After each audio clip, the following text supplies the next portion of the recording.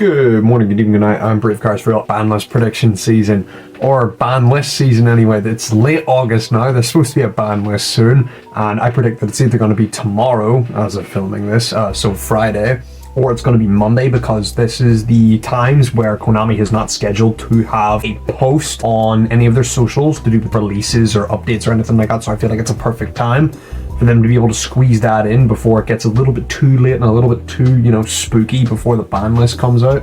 So yeah, who cares about that though, right? Let's just get straight into this.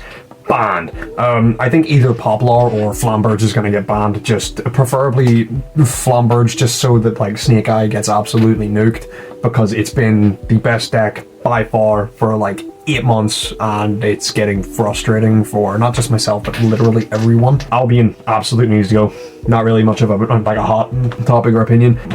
We have King Caesar and Beatrice, just because they're easy to make off of the Fiendsmith engine. We have High King Caesar is a little bit of a out there kind of thing, because it's not really too much of a problem, but when Beatrice gets banned, it will be, so it's just kind of like a preemptive hit. Plus, and that means you can bring back like Unchained Soul Shavara, and then now Unchained can be like a slightly better deck, even though it doesn't really have its good end boss anymore, but I'm sure that they'll figure something out. Apollosa, I feel like, will get banned because it got its big reprint, its big alt arts, its big cup in the metagame and like in sets and everything, and I just feel like it's time to go. It's an absolutely ridiculous card when paired with everything that usually surrounds it in all these meta decks. So, slight issue. I feel like Zelantis is going to get banned just a format too late, because I think it's a really funny Konami move for them to do. It just feels like Konami. So Zelantis, I think, is going to get banned just because I think it's a problem card anyway. But here, why not? Sure. In the limited section, I've put a lot here, and there's a lot to justify, but let's just get straight into it. So yeah, the Samsara, the Lotus, and the Spirit of Yubel, I feel like are going to be the two Yubel hits, because they're the two like oldest cards that are relevant, powerful, and are, well, I'd say both are usually like played at high numbers of copies and are very impactful for the deck, especially Spirit of Yubel with multiple copies, because you can just keep cycling through a bunch of those, and then you just keep getting like so much material. I feel like the one is perfectly balanced. Same thing with the Lotus.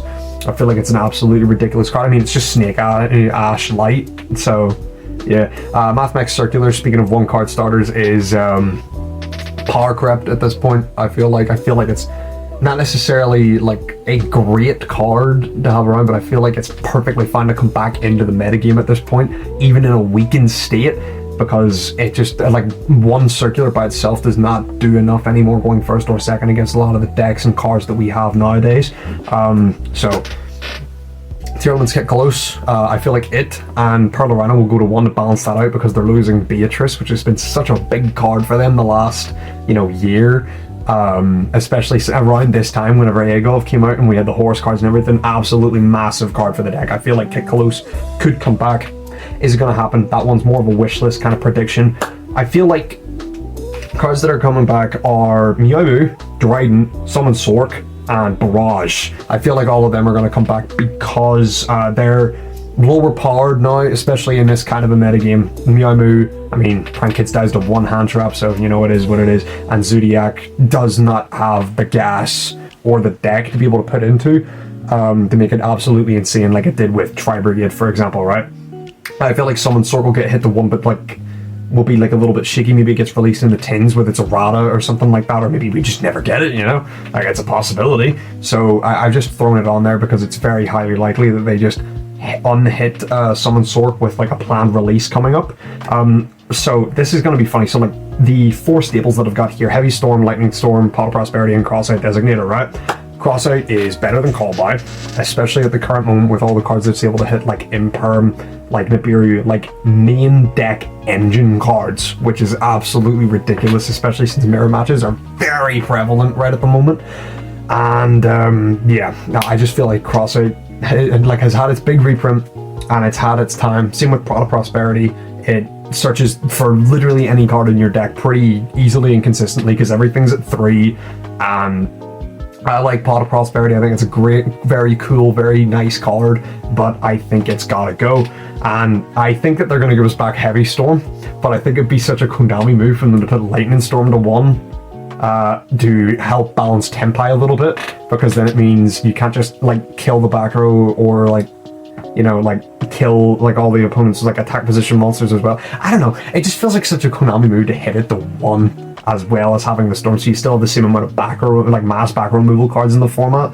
I don't know. I feel like that's what's gonna happen. I feel like Runic Fountain, was it Runic Fountain, Runic Tip, the Gimmick Puppet, Field Spell, Sanguine Summon, and Skill Drain are all gonna go to 1 because they're all just really big, impactful cards.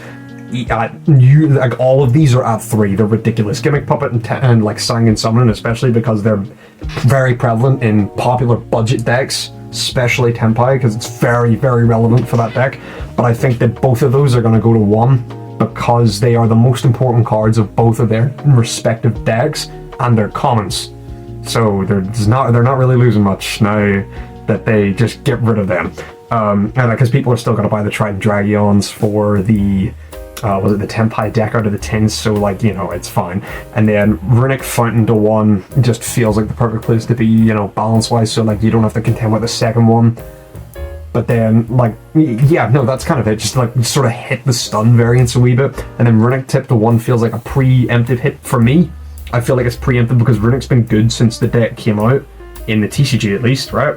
Because of all the variants that we have, and I feel like Runic Tip is very justifiably able to be put to 1 because it is just so strong at, you know, getting any out to any resource in your opponent's deck whenever you draw it. Like when you get Runic Tip, more than often than not, it just reads win the game whenever you have an established board with it on a Runic Fountain. You know, it's just an absolutely crazy card, and I think it deserves to go to 1. I just hate Skill Drain. Just put it to 1, please. And it's also the premier Floodgate of the format, so we've seen all the other premier Floodgates of the format get put to 1 or 0. Just please do that. I'm begging you.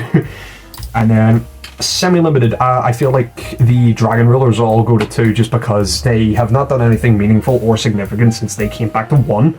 And, you know, they're fan favorite cards. I feel like they should come back to 2, even for just cool local experimentation. I think it would be nice to have them at 2. Substitute and Infernity Launcher. So Substitute hasn't done anything since it came back, right? Like, let's be real, the card's not very good. At least in a format like this, where it doesn't have Ronin Totem and you can't just spam out frogs. So if we get new frog support, yes, it could be kind of nuts, but we haven't, so it's, you know, it's kind of okay. And Infernity Launcher, because Infernity Archfiend came back to 3, the deck's done nothing, so just give it extra support back, you know, slowly but surely, because this card is ridiculous. But you know what, I think it's fair to be able to put it to 1. No, not to 1, to 2. And then Unlimited. Pint, Sharvara, and Armageddon out.